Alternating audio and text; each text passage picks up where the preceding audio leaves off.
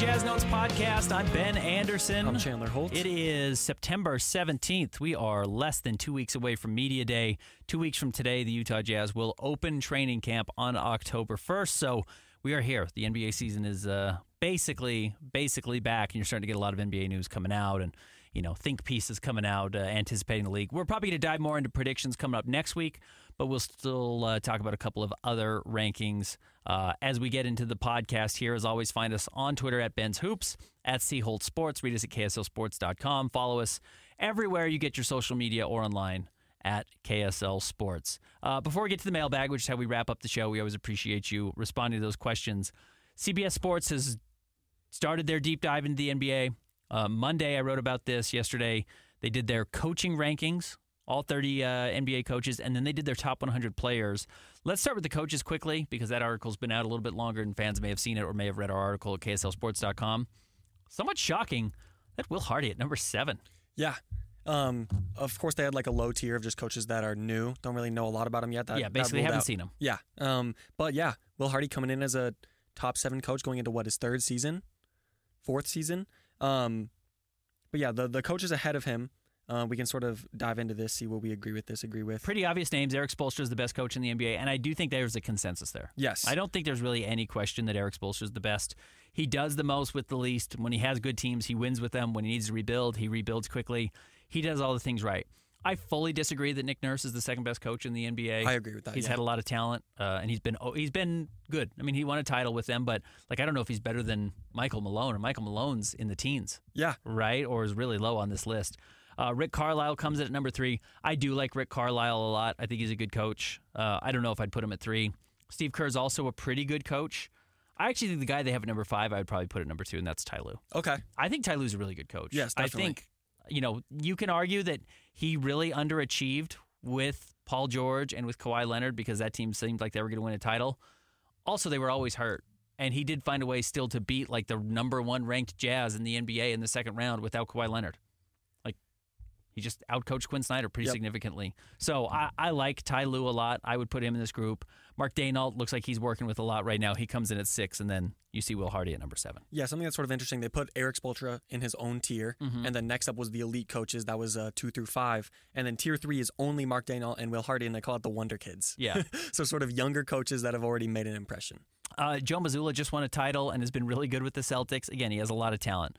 Mike Budenholzer won a title in Milwaukee. I know his last performance was quite underwhelming. He's also dealing with some personal stuff when he was in Milwaukee, and that fell apart. I think Ime Udoka is a great coach. Weirdo off the floor, apparently, but is a very good coach. Chris Finch has proven to be a very good coach. Mike Brown is kind of up or down. I think Mike Brown probably is middle tier. And then, you get into this group where Greg Popovich comes in at 14. I actually don't have a problem with that. I think Popovich has lost a little bit of touch with some of the younger guys in the league. But Michael Malone at 15, Quinn Snyder at 16, Taylor Jenkins at 17, and Jason Kidd at 18. Honestly, I might have had those guys at 6, 7, 8, 9, 10. Yeah. As kind of the back end of those top 10. And look, it's hard to be a coach in the NBA. I don't think any of them are actually so valuable that you can't move on from them unless you get that Erik Spoelstra type, maybe that Ty Lue type, and even then you can replace those guys. People thought Jason Kidd was terrible. He made the finals last year and made some really good adjustments. Taylor Jenkins, everyone thought was the guy 2 years ago and then has a bad season last year while everyone was hurt. His criticism of Quinn Snyder, I thought, was accurate, which is Quinn is maybe the most precise coach in the NBA. He gets exactly what he wants out of his players. He really fumbles when he needs to make adjustments. And if we wanted to turn this into a local conversation of Will Hardy versus Quinn Snyder, Quinn Snyder is a better coach right now than Will Hardy is. The same way Svi Mykhailiuk is a better player right now than Cody Williams is. But given 5 years and then given all the pieces and all the background and all the corporate knowledge of how to play, you want Cody Williams ideally to be better than Svi Mykhailiuk. You give Will Hardy a bunch of talented players 2 years from now, 3 years from now, and he's been doing it for 5 years. All of a sudden he's ready to make adjustments that win in the playoffs. And I was pretty struck. I tweeted this out yesterday. I didn't realize how big the discrepancy was in Will Hardy's coaching before the trade deadline and after. Before the trade deadline, Will Hardy's 53 and 54. He's basically a 500 coach with some horrendous rosters. Yes. Even though the Jazz traded away all these veterans, and you look back and you say, oh, I get why they were better than expected. Your third best player on a lot of these teams was Kelly Olynyk. And you were winning at a 500 pace? okay, you're probably a pretty good coach. And then after the trade deadlines, he's been 15-42, which translates to a 21-win season if you were to spread it over 82 games. 21 wins is good. If the Jazz won 21 games this year, I think Jazz fans would be really happy because they'd be really high in the lottery. I always think that ranking coaches is interesting. I think that there's a handful of coaches that clearly are just above the rest of the pack. But then it's like, how do you compare Ime Udoka and Tom Thibodeau? You know? Yeah. Like and I think Tibbs is a good coach too. No, definitely. And they're also like totally different styles of coaches. And then it's also just comes down to how much of their rosters and how much of what they show as coaches is a product of their lineups and who's on their team. But I still think that Will Hardy is deserving of being a top 10 coach. Yeah, I think he's. I honestly, if you would have asked me, I probably would have said he's probably middle of the pack, 15 or so. But then if I go back and I want to look at, like, if I gave him Mark Daigneault's staff, how good would he be? Maybe he'd be really good. If he had taken over for Joe Mazzulla, and I'm sure there are times when Will Hardy's like, oh, man, had I waited, I didn't know Ime Udoka was going to get fired. I would have gotten Joe Mazzulla's job, and I would have maybe won a title already, and I think he probably would have won a title already. I'd say, yeah, he's just fine. And do I think Joe Mazzulla would have done as good in Utah as Will Hardy has done? Maybe he wouldn't have. So I get what Sam Quinn at CBS Sports has done here. It might be a touch high for Will Hardy, but I could absolutely sell myself on it. Only being one game under 500 through the trade deadline. Yeah. He also ranked the top 100 NBA players, only one Jazz player on the list, and this wasn't just Sam Quinn, this was CBS Sports again. They have Lauri Markkanen coming in at 31. Kind of ironically, it's actually 10 spots higher than he was at last year, and last year was coming off an all-star and near all-NBA bid season, but he actually climbs 10 spots despite the fact that his numbers dipped a little bit last season. And I remember last year when they released this list, we were saying he deserved to be about 10 spots higher. We were saying he should be like a top 35-ish player, and he comes in at 31. But no other Jazz players make the list. That makes sense for most of the roster, but I would argue that Colin Sexton should fall somewhere between 80 and 100. With that said, there's so much talent in the NBA. What do you think? Okay, let's just go 100 to 91. The last 10 players on this list. And let's go off the top of your head. Do you think Colin Sexton's better than they are? At 100, they have Jabari Smith. Yes. Yes, I agree. Two totally different types of players, but I would say yes still. Klay Thompson, I think yes right now. Yes. Of course. Kyle Kuzma. Yes. Bogdan Bogdanovic. Yes. Lou Dort. Lou Dort, again, like sort of a role player, specialized player, but yes. KCP. KCP is tougher. KCP is like a championship contributing starting role shooting player. guard. He's a starting shooting guard on a championship quality team. But I would still say yes. And I would also say yes for Andrew Nembhard at 94. Yes, easily Andrew Nembhard, with all due respect. Marcus Smart, it's hard because Marcus Smart hasn't played as much as he did, and he's also, I would say, a different player than he was with the Celtics. Yes. Jalen Green, who at his best last year was better than Colin Sexton, at his worst was so much worse than Colin Sexton. Nick Claxton, I'd say yes. Yes. And then you're getting to like Derek Lively, Keegan Murray, Brooke Lopez, Tyler Herro. I'm listening. Yeah. Now I'm listening to the conversation. I do think Colin Sexton is right here with these guys and like is clearly better than Andrew Nembhard. Oh, 100%. Like, and Nembhard's fine. Yep. He's better than those guys. He's better than Bogdan Bogdanovic. Bogdan might be one of the better six men in the NBA, but like, I hate to just sound like I'm the champion of the Colin Sexton fan club because I fully recognize like the warts that Colin Sexton has. But again, his last 55 games of the season were so high level. We're like unquestioned all-star if he did it for an entire year. And if he did it for 3 years, he's a Hall of Famer. Like, I mean that. I know it's crazy because the Jazz weren't that good. Colin Sexton's numbers to close the season were so good last year over the last 55 games once he was starting. He might be the most underrated player in the NBA right now. Yeah, definitely in that conversation. So, anyways, keep an eye on that. I would bet if he stays on the team throughout the year, if Colin's on the Jazz throughout the whole season, he'll be a top 100 player next year because I think he could put up really good numbers, and I think he unquestionably becomes the number 2 best player on the team, and I think he already is. Okay, before we get into the break, I have one little segment that we can do. Oh, who are the top 10 players? I honestly didn't even scroll down to look at who the top 10 players are because I got to Lauri Markkanen, and I thought, well, that's all I'm going to have to worry about. So I didn't even get to the top players on this list. So at number 10, CBS has Anthony Edwards. Okay. Then Kevin Durant at 9. Okay. LeBron at 8. He was 12 last year, so rises at 39 years old. Jason Tatum at 7. Steph Curry at 6. At 5, they have Joel Embiid. SGA, Shea at 4. Okay. Luka Doncic at 3. And then Giannis and Nikola Jokic. Okay. I don't have a problem with that. Yeah, I think that's good. In some order, that's the right top 5 guys. And probably top 6 when you mentioned Steph. Yep. Jason Tatum, LeBron, KD, Anthony Edwards. they could probably all switch spots on each other's teams and do pretty similar stuff. Yeah, definitely. So, anyways, okay, what was your question? Yes, I have a segment before we get into the break. We did this last year. We're going to do it again. Some Jazz over-unders I have for you. So I'm going to give you a random stat or a line, and then you just tell me if you think it's going to be over or under. Let's do it. Let's start with just a simple one. Jazz wins. Let's set it at 20. Over. Over? Okay. My over-under for the Jazz on wins would be 25. 25. I'd have a really hard time picking. Okay. Because like if you went 25.5, I'd probably say under. Okay. But 20 is low. Yep. It's hard to get to 20. True. Next for Lauri Markkanen. Last year he was at 23.2 points. Before he was at 25. Let's set it at 24. Over. Okay. You think he's getting back to his all-star year? Yeah, I wrote about this a couple of weeks ago. Actually, maybe it was even last week. Like, what's the next step for Lauri? How do you make him even better? He took 8 threes a game last year and shot 40%. Only a couple of guys ever. It's like Clay, Steph, maybe one other player has taken 10 threes a game and shot over 40%. Yeah.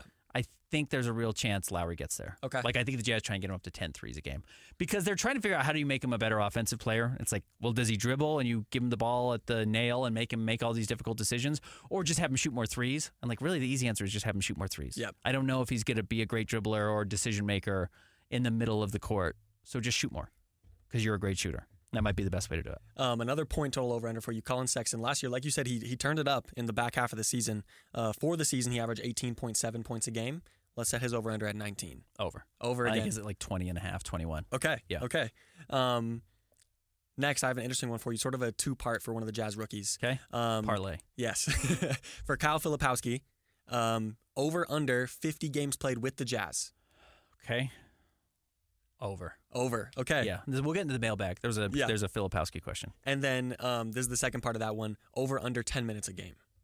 Over. Okay. Yeah, I think that's right where he is. Yeah. Because he's going to factor in big after the trade deadline regardless, even though I don't know what the Jazz are doing at the trade deadline, unless he's like an absolute bust, but I don't see that. Like, he comes in as a better player than Bryce Sensabaugh did last year. Yeah. He probably comes in as a better player than Taylor Hendricks did last year, just because he played 2 years of college and has been a top 5 recruit his whole life.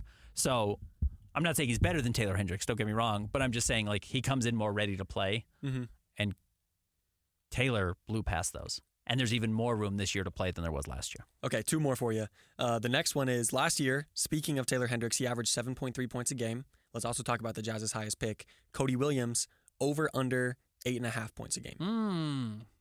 That's the toughest one so far. I'm going to disappoint Jazz fans and say under. Okay. Yeah, I'm going to say under. And last one here, not trades, but players traded from the Jazz. Okay. 2.5. 2.5 traded from the Jazz. Yes, like players exiting the Jazz. I'm going to say under. Okay. I'm going to say it's 2. Okay. I think 2 guys are gone. Okay. And I don't know who it is. Yep. But there's 2. Yeah. 3's a lot. Yeah. 3's a big shakeup. True. It's hard to do that every year. Last year it was 3. And when you don't bring in a lot more players to trade, it's hard to trade guys that no one wants. Yep. So, with all due respect to Svi Mikhailiuk, I'm not sure like anyone's kicking down the door to get Svi. Yeah. You know, so. All right, let's take a break. We'll come back. We'll get to your mailbag questions. Stick around. More Jazz Notes coming up next.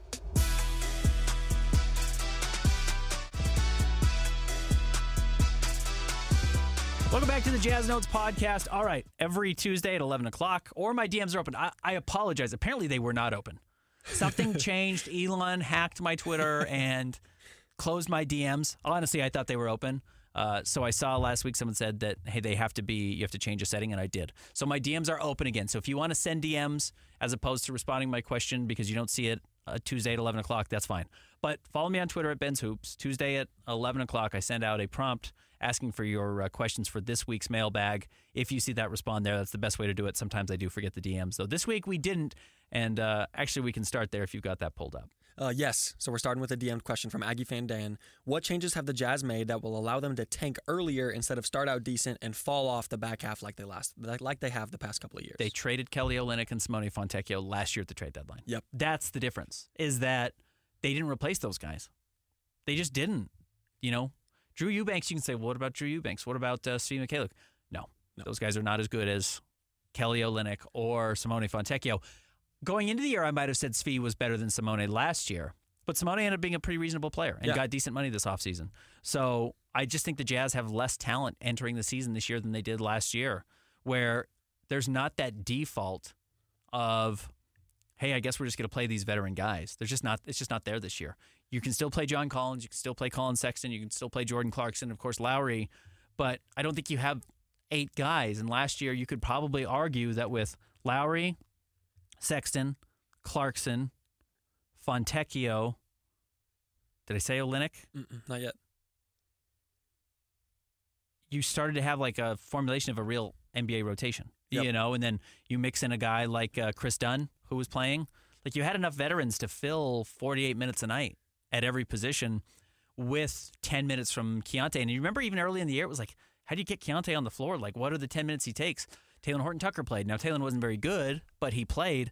There was enough veteran experience to fill those minutes, and the Jazz just don't have that this year. Like, they just have to play 3 or 4 first or second year players just to get to the finish line every night. I don't remember if it was last week or the week before, but we talked about the importance of quality role players, right? Well, quality doesn't have to be veterans, but in a lot of cases it does mean veterans. And the Jazz have a solid 1 and 2 with Lauri and Sexton, but 3 through 10 just doesn't even compare to a lot of the other rosters in the NBA. We were even talking about them compared to the Trailblazers. The 1 and 2 is better, but the Trailblazers probably have them 3 through 10, and that is the difference this year. I really like Jordan Clarkson. Yeah. I think you can probably figure it out with John Collins. There's a role for him somewhere. I don't know if you're in good shape if either of those guys are your 3rd or 4th best player. Like Yes. Jordan Clarkson is really good as your 6th man. Yep. And maybe your 5th best player and your 6th man. If he's your 3rd best player, you're probably at this point in your career maybe asking him a little bit too much. Yeah. A little bit too much of him. So that's where it gets tough for the Jazz. So that's where the Jazz will start out tanking worse, is because they shouldn't step out and accidentally win a couple of games early. And by the way, they didn't win games early last year either. But there was that stretch in December through early February where Colin was starting, Jordan was healthy, Lauri was healthy, Kelly was there building up for the trade deadline. The Jazz were kind of showcasing those guys to get those trades going, and it worked. They traded them, but they won a bunch of games as a result. They went I can't remember what it was, like 14-3 in a 17-game stretch. I just don't see that stretch this year for the Jazz. I don't see it. Next up, we talked about this a little bit previously, but we can still address it. From Benjamin Smith, a couple of weeks ago, you mentioned that we should keep an eye on the Jazz and Cody's brother. Can you elaborate more on that? So I had said on my radio show, Jake and Ben, 10 to noon, just keep an eye on the name Jalen Williams and the Jazz going forward. Yep. And to elaborate, on that, is that, for a while, even last year, I think we were talking about best case trade scenarios for the Jazz. We talked about Giannis. We talked about Luka. Maybe another couple of names mixed in there. We got to get rid of Luka. Yep. Luka is on a championship contender. He's happy. They've built around him. He's going to be there for the long haul. I don't think that Luka door opens up. I would not yet punt on Giannis. Like, clearly that honeymoon or whatever you want to call it, that championship window in Milwaukee is closing. If they want to be ambitious, they could trade him and get 7 draft picks back based on what Mikal Bridges got, plus young players, and say, we started our rebuild. We skipped 3 years of a rebuild with all these young players. That's very exciting. So, and the Jazz could get into that conversation if they wanted to. But you got to shift to those next group of players then of who's going to become available. And the names you look at are guys on teams where they're better than the position they're going to be playing, meaning like the level of, are you the second best player on the team or are you the third best player on the team? Teams that are going to face a financial crunch. And then you look at is there some other aspects that could draw them to your team? Yeah. So you remember Damian Lillard was kind of always rumored with the Jazz. It's kind of always floated. And Damian had said, hey, if I wasn't playing for the Trailblazers, the 2 teams I'd want to play for are the Lakers and the Jazz because he likes Utah. Yep. Okay, so you mix in that type of aspect. So by those standards, look at Oklahoma City. I think Shea's going to be their number 1 guy. I actually think Chet's going to jump Jalen in the eyes of what they prioritize. Definitely. Right? He's bigger. He's rarer, more unique. He's going to shoot threes. He's going to be a great defensive player. He's going to be the only answer for Wemby that there is in the NBA. By default, he's going to move up to number 2. Yep. Okay, now you got Jalen Williams at number 3. Jalen Williams is really good.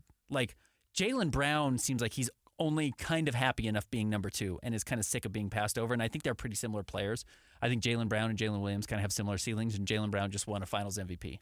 So there's a difference between being number 2 on a championship contender in Boston and winning the Finals MVP and being number 3 in Oklahoma City. Yeah.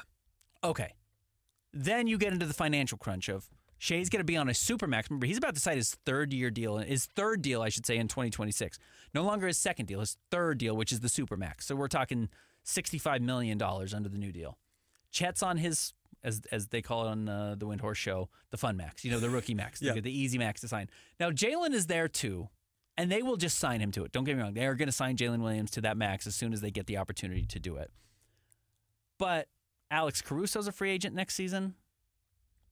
Do any of these other young players hit? Do they decide they have to keep Lou Dort around?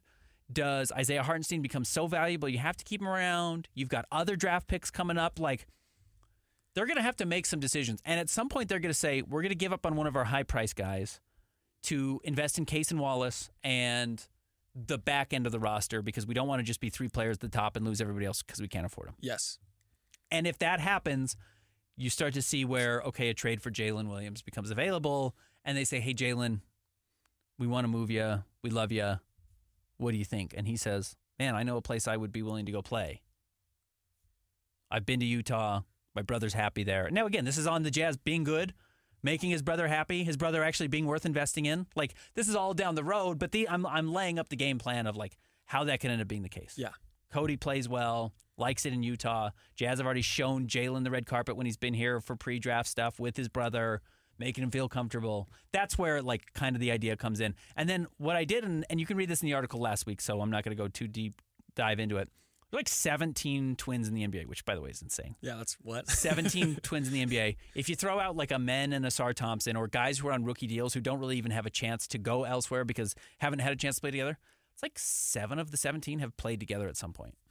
Like, brothers find each other. Yep. Marcus Morris and Markieff played together. Brooke and Robin played together. Now, sometimes that's late in your career. But like Evan Mobley and his brother were playing together in Cleveland.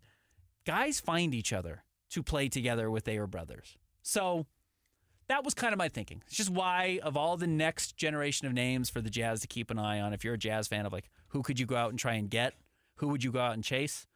I would keep an eye on Jalen Williams as like one of the names I'd put out there. Maybe more than any of the other, like, pie in the sky. And again, we're talking 4% chance of this happening, 2% chance of this happening. But pie in the sky, best case scenario, trade free agent names that would make sense in Utah. Jalen Williams is maybe the name I'd put at the top of the list. And not just pie in the sky. This is like at least 2 years down the road as well. At the very least. Yeah. I mean, he's a foundational piece for Oklahoma City, and they are not in a financial pinch until 2026 at the earliest. Yeah. And they may not be in a financial pinch at all, and they may just be willing to pay it. Or maybe they're the Denver Nuggets who are said, no, we actually don't like Bruce Brown or Kentavious Caldwell-Pope that much, even though we're going to win a title with them. You just don't know. You don't know how teams are going to respond. So that's why I brought that up. Next up, from Calvin Chappelle, there's been talk that Kessler will be starting again. Does this mean Collins is coming off the bench, or is Hardy going to try those two together again? I haven't heard that. No, maybe I'm not listening where everyone else is listening. I just think John Collins is starting again. Yeah. I think that it would be smart for Kessler to come off the bench, and I think it'd be even more smart for them to not play together. Yeah, they can't play together. Yeah. So then you got to pick. Are you playing John Collins for 15 minutes a night and Walker 35? Probably, maybe. I mean, that honestly might be the right answer. Mm-hmm. If you're trying to figure out what your young pieces are, because I don't think John Collins is a future piece of this team. I will remind you, John Collins was pretty good to close the season, but I still don't think he's a long-term piece. But if you're trying to highlight him to trade him to clear up some cap space next summer, John Collins has to play. Yep. Or you have to make him so angry that he opts out of his deal, and he still might not do it. I feel like the biggest names in terms of trade targets from the Jazz have been Jordan Clarkson and John Collins, but I think Walker Kessler is the most likely to be traded this year. So maybe you have to put Walker with one of those guys. Yes. I was listening to the Zach Lowe podcast, and they were saying, what about Walker and John Collins for Julius Randle? It's like, I don't think the Jazz want Julius Randle because he's going to win you 7 games in the second half of the season. You don't want to win. Yep. But, I get that. I actually would get that deal if the Jazz decided, hey, they ended up with their bad draft pick, and then next summer, but the problem is then Julius Randle's a free agent. So that's why he's on the trade block right now if they didn't want to pay him. So, yeah, but I think Walker might end up being a throw-in on one of those deals as opposed to adding a draft pick or something. Yeah. If he gets traded at all. Next up from James McKinney, it's possible that the Spurs jump the Jazz in the upcoming lottery with both of their picks. Can you talk a little bit about how you see the Spurs season going in comparison to the Jazz? He says if this does happen, I may have to stop watching the NBA. The Spurs have their own pick and the Atlanta Hawks pick. Yep. Both of those teams will be better than the Jazz next year. Yeah. So the Jazz will have better odds of winning the lottery than either one of those picks individually. What happens when you combine those picks together, we have to see. Yeah. I think there's a real strategy for San Antonio to say, this is the very last year we're going to be bad and control our own pick with Victor, so let's just be really bad. However, they added Chris Paul, they added Harrison Barnes, they've got Victor Wembanyama, who I think you and I already talked about. I didn't pull up where he ended up in the CBS Sports top 100 players. Like, there's a real argument he's a top 10 player by the end of the season. And maybe that's just a little bit too premature, but he's top 20. He's top 12. He's 12. I mean, he's the best defensive player in the league right now. Yeah. So if you were a Jazz fan and you remember how valuable Rudy was just from a wins and losses standpoint because he was a one-man defense, even when you surrounded him with some of the worst defensive players in the world, you're fine. Yeah. So you're probably the 15th ranked defense or 12th ranked defense next year by having Victor. If he makes a jump at all offensively, plus Chris Paul, plus Harrison Barnes, like, there's a chance they're not just playing. There's a chance they're like fighting for that 6th spot. Yeah. And then they're totally washed out of it. They're totally washed out of the conversation. So I think the San Antonio pick is probably going to be like 13 or 14 in the lottery, meaning they get to the play-in and they don't win the play-in game and they fall out. And then you have to win that 1% chance of jumping up. I don't see that happening. Yeah. And because Atlanta doesn't own their own pick, there's no reason to tank. Yeah. So, and Quinn's not going to tank with a team that doesn't reward him. And plus, they got the number 1 pick last year. Mm-hmm. Now, I don't know if he's any good, but they've got players. They've got Trey. They've got Bogdanovich. They just made the trade or they traded DeJounte Murray away and got some pieces back that they're going to try and win with. So they are both way better than the Jazz. It would be surprising to me if either of them leapt in the lottery over the Jazz, even with their combined percentages. But, the Jazz got leapt by Brooklyn and Atlanta last year. Yeah. So it does happen. Here's my hot take. I don't know how hot it is. I think that the Spurs will be a top 9 seed in the West. Yeah. Listen to That's this. After the All-Star break, Wembanyama averaged 23.5, 12 rebounds, 5 assists, 4.5 blocks. Yeah, right. He's crazy. Yeah. He really is going to be, he's probably an All-NBA player this year. Yes. He's going to win Defensive Player of the Year as long as he plays 45 games. Now, are there shenanigans in San Antonio where they rest him for half the games? True. And they just say, hey, he's got long feet. So we're going to rest him. Like that, there is always that potential. Yeah. So that I could see that happening. I had heard that was the plan for Oklahoma City anyways 2 years ago with Chet, that they were going to rest him the second half of the season, maximize another draft pick, and then really go for it. He just got hurt before the season started, broke his foot, so they didn't even have the conversation. Yeah. So, and then last year they were so good they didn't get the ability to do it. Second to last question from Todd Crow. You seem higher on Filipowski than your counterparts. Why is that? I have no counterparts. Everyone's better at this than I am. So. Is he seen as more of a 4 or a 5? How would you play him, and whose minutes would he cut into if he plays? I think he plays the 4 and the 5. Mm-hmm. I think that's right. Yep. I worry about some of his finishing at the rim. Like, he was really bad in Salt Lake City. Couldn't dunk. Couldn't jump. And then, man, he was pretty awesome in Las Vegas. I just think he's really skilled, and I think he's smart, and I think Will Hardy's going to default to a smart, skilled guy and find room for him to play. And, he honestly might into Taylor Hendricks minutes. Yeah. It could be John Collins. It could be Walker. He just might be better than Walker. True. We love Walker being a shot blocker.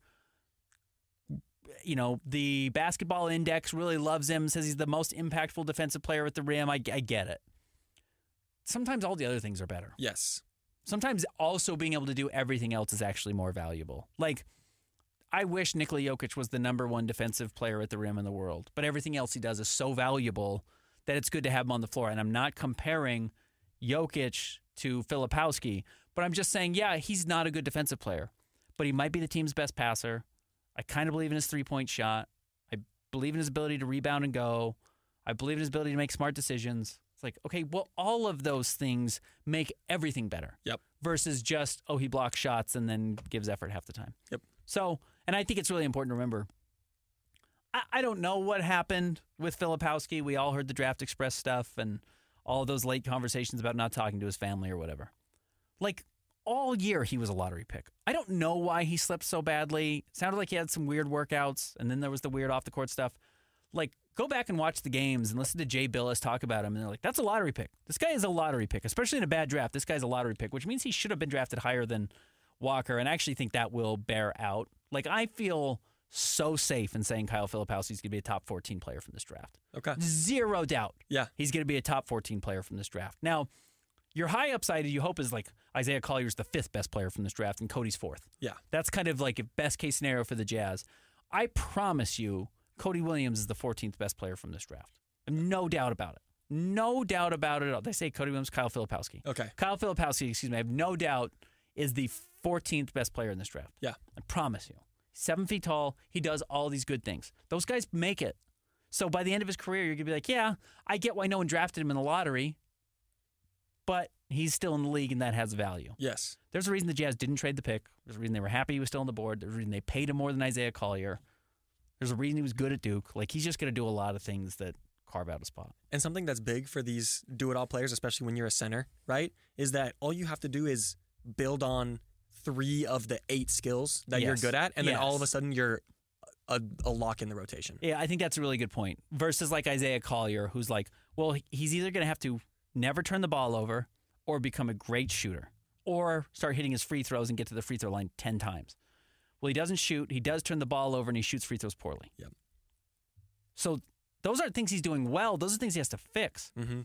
Even if Kyle Filipowski never fixes his defense, okay, turn your 35% three-point shooting last year at Duke to 38%. Or keep it at 35% and be 7 feet tall. Yeah. Well, those are already things you're doing. Continue to be a very good passer. Continue to be a good rebounder. Okay, like you're doing those things. Continue doing what you're doing, and the league will carve out a role for you. There's not a lot of really talented 7-footers who just don't make it. Like, Mason Plumlee's still in the NBA, right? Yep. Okay, like I just get it. I get why he's going to be there. Kelly Olynyk is still in the NBA and still has a lot of value. Is the worst defensive player in the league. Probably the worst defensive center in the NBA. Yeah. And is not just in the NBA, is sought after, is wanted. Kyle Filipowski is going to do a lot of those same things. So I have total belief in him. He could take minutes from Collins. He could take minutes from Hendricks. He could take minutes from Walker, even if he does things differently than all of them do. But last question here from Holly Hardy.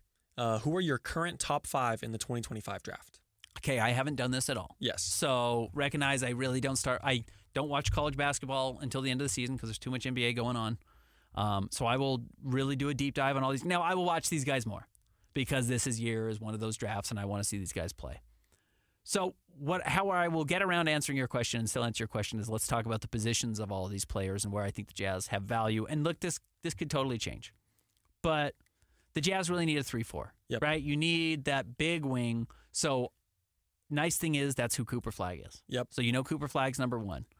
I would probably still say Ace Bailey is number 2. And he's also that same sort of player. Yeah. Not the defender that Cooper is. Cooper's just apparently an absurdly elite defensive player whose offensive game is coming along and is going to help you win games and has real two-way upside as a star. So Cooper Flagg 1. I will go with Ace Bailey 2. I would probably think it's then Dylan Harper or VJ Edgecombe. Okay. 3 and 4 because they're a little bit more off-ball guard, wing type of thing. Shooting guard, small forward, but they're both like 6'4", 6'5", which gets a little bit smaller. And then I guess my gut would say Nolan Traore just because he's a point guard. And I don't know if I'm drafting a point guard like top 3 in today's NBA. Because, again, as we're talking about, like, how awesome is Colin Sexton and nobody apparently wants him? Like, he's just not that valuable? Yep. So, and maybe I'm totally wrong. Like, if I'm wrong on Nolan Traore, fine. But, learn from your mistakes. 2 years ago, I said I probably would have taken Scoot Henderson over Brandon Miller. Well, that's a horrible take. Yeah. Why? Brandon Miller's 6'9" and does some things well. It kind of goes back to our conversation of Isaiah Collier and Kyle Filipowski. Yeah. Being big just makes everything so much easier. Mm-hmm. So maybe Traore is a star, and I need to watch him, and I'll see what I get to see of him in France this year. And also just look at not much, but look at the top point guards in the NBA right now. Like, of course, Steph Curry is still there, but then you're looking at SGA, Luka Doncic. Those are both 6'5" plus point guards. Yeah, those are big guys. Yeah, like big players. I don't know if Traore is that big. Yeah. I literally don't know. It's listed at 6'4", which is not different from Dylan Harper really or VJ Edgecombe. I don't know. I just need to see him. I need to see the actual measurements. I need to watch them. But I do think there's a clear Cooper Flagg, Ace Bailey 1 and 2. Yep. Then the guy I wouldn't rule out either, and we will see, he's the other kid from Duke who's going to be playing this year, the center, Kaman Malak. I'm sure I'm saying it wrong. 7'2", 250 pounds, 7'6" wingspan. Yeah. It's like, I kind of think he's going to be a guy. I kind of think he's going to be top 5 by the end of this because we love 7-footers. So we'll see. And there's like Rocco Zazarski or Zakarski. I just haven't watched. Yeah. So I hate to even just be throwing out names, but kind of among the consensus top 5 guys, and we mentioned them all right there. That's probably how I'd put it with Traore at 5. But there's a real chance he's just so good, maybe he jumps up to 2. And also North Carolina's 2 guys, Drake Powell and Ian Jackson. So there's just a lot. Yeah, good, there's a lot. Good draft. I'm excited to watch some of these guys, and I'm glad they're playing on the same team because then I can watch fewer players. I can watch fewer college basketball games. Like even Rutgers has a couple of guys, right? Yep. So yeah, Ace Bailey and Dylan Harper. So yeah, I'll watch both of those, and I will watch Duke, and I will watch North Carolina, and I will pick up the rest as it goes. I'll watch BYU. Yeah, maybe Agor Gioman or however you say it, ends up being a guy. Yep. So that'll be fun too if they're in our backyard here in Salt Lake City. Is that all the questions? Yes, it is. We appreciate everyone sending them in as always. Hope we answered them. Yes. Thought we did our best. Follow us on Twitter at Ben's Hoops, at C-Holt Sports. Of course, read us at KSLSports.com. 2 weeks from today is Media Day, which means we're not going to be doing a podcast 2 weeks from today. Maybe we'll do it on a Wednesday or something. But you're going to be at Media Day. We're going to be carrying it live on 97.5, the KSL Sports Zone. That's the plan. Okay. Whether we're just jumping in and listening to the interviews as they go, or we're there on remote trying to get our own interviews, we will let you know. But make sure you stay tuned, and we'll have full coverage of the Jazz leading up for the next 2 weeks and beyond. Stick around. More Jazz notes coming up next week.